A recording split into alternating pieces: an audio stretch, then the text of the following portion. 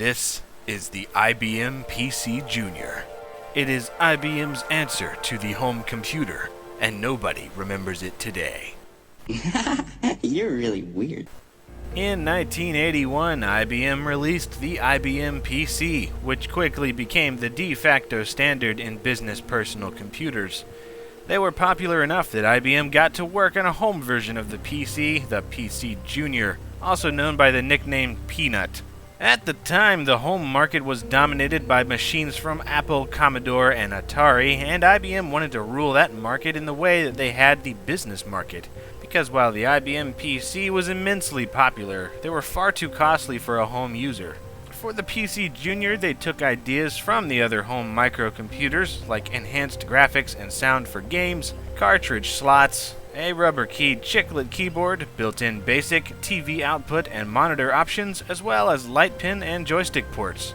It would also be cheaper than the PC, yet compatible with most of its software, and come with a built-in floppy drive, giving it a huge advantage over the other machines. However, on release in 1984, the PC Junior retailed for nearly twice the cost of most of its competition, though it was still significantly less costly than the PC. And while it used MS-DOS and was compatible with much of the PC's software, it just simply wasn't powerful enough to run many Office programs, and on top of that, lots of software for the PC just simply didn't work. IBM had inadvertently made a machine which appeared to be a bad PC clone that wasn't 100% compatible with its own IBM PC standard. While it had a leg up on almost every area of its competitors, it was instead compared to the IBM PC and failed to make a dent in the home market, being too expensive and too strange compared to the PC.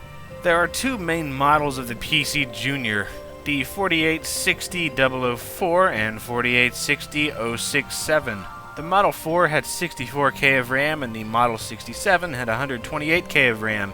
Of course, there are tons of hardware configurations possible, but we will get into that soon.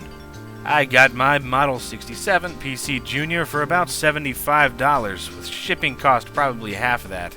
Although not a ton of them sold, they really aren't in demand. The first thing you'll notice is how small it is, especially in comparison to the 5150. And internally, most of the hardware is the same as well, but the comparisons end there. First things first, what the balls? Cartridge ports on a PC. To my knowledge, this is the only PC to have them, and I can see why. They're almost useless, holding only 64K on a cart.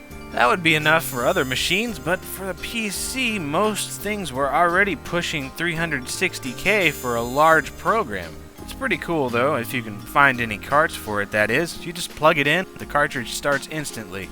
I also like how there's foam inside the cart, making it feel awesome when you insert it. There's also a 360K floppy drive like the PC, and it's a half-height drive to save space, but because of the cartridge slots, there's no place for another drive. You'd think you could just hook in an external drive to the back like you could on a PC, but then you see this mess on the back. This is the I/O area of the PC Junior, such as it is. For whatever reason, IBM decided to go with these pin-based proprietary ports for everything. Even the freaking power supply isn't standard. Yes, that's right, the power supply is external. Again, I suppose to save space and to copy the other computers. You've got spots for joysticks, light pins, serial port, AV outputs, monitor speaker outputs, cassette, and even an optional keyboard. I say optional because the PC Junior came with an infrared wireless keyboard. It's powered by 4 AA batteries and works pretty much like an old-school remote control. In other words, it works when it wants to. This is actually the second keyboard the PC Junior had, since it launched with a chiclet keyboard like you'd find on a calculator, meant to be small and durable, but also usable with overlays to show which buttons did what for a certain program. Sure, other computers had chiclet keyboards too, but they weren't exactly successful in America, and people demanded a real keyboard quickly. Well, they got this. I suppose it is an improvement, but it's not a clicky keyboard like the PC. It has a mushy rubber membrane underneath, and it's still missing half the keys. You have weirdly placed arrow keys instead of a numpad and no function keys. You just get a function switch key, much like you find on laptops still. It was made this small in order to be portable and fit in your lap while using it in a chair, but how many people had TVs big enough to see the text from that far away anyways? Even then, the infrared sensor barely works from a few feet away and only at certain angles, so it's just stupid.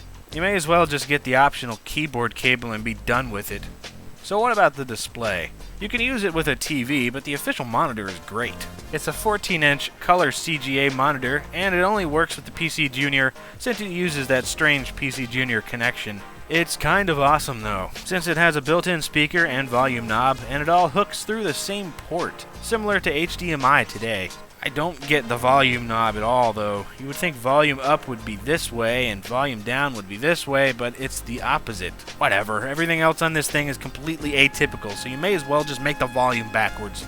Internally, it is nearly the same as the PC with an Intel 8088, 128K of RAM, and 360K floppy drive. You can upgrade the RAM past 128K, but there's no more spaces for expansion cards like a PC. Instead, you have sidecars. These take the Lego approach, attaching to the side of a PC Junior to expand it with things like memory or a parallel port. I guess you could theoretically keep adding these things forever, creating a kind of great wall of PC Junior. So a few of the internals are the same, but that's really about it. There are several changes to specific components which make it very finicky when running some programs that would be just fine on a PC, things like the lack of DMA and differences in rendering CGA graphics. Take Paratrooper for example, which runs on any PC but is totally screwed on a Junior. On top of that, you have the new PC Junior graphics and sound chips. Now, these are great when they work, and they were essentially cloned by Tandy for the Tandy 1000 series. But while hundreds of Tandy games were created to take advantage of these enhanced features, very few actually run on a PC Junior due to subtle technical differences, even though the capabilities are the same. Still, once you get something working on a PC Junior in its enhanced mode, it really is pretty spectacular for the time, with 16 color graphics similar to EGA and the 3-voice square tone sound generator. Here's a few games that work specifically on the Junior.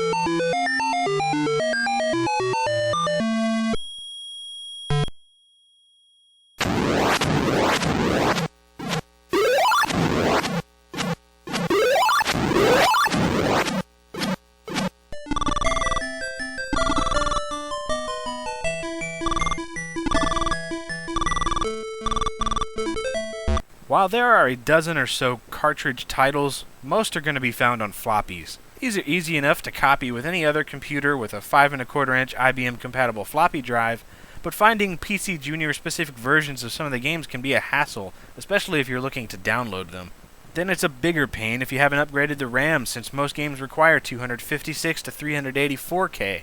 And of course there are great emulators for the system like Tandem and DOSBox, the former being better for cartridge support.